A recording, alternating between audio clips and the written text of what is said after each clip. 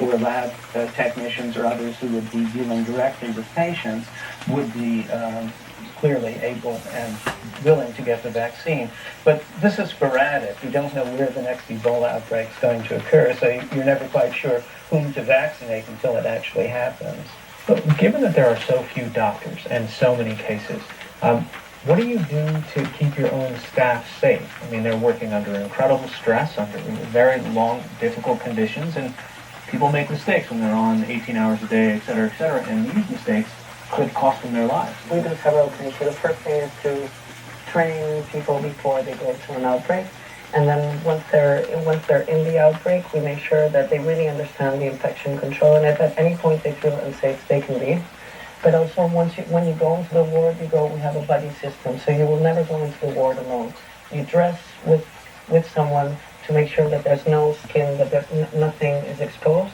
And then you go into the ward with at least one other person so that in case that you're about to make a mistake, the other person can actually warn you.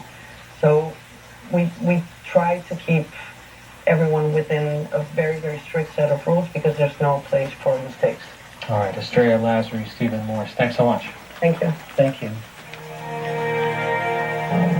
How is the Ebola virus transmitted from human to human?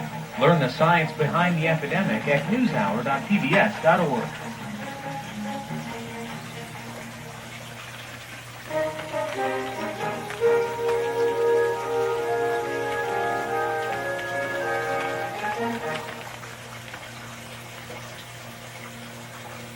As we reported yesterday, an experimental heart drug developed by the Swiss pharmaceutical company Novartis shows promising results.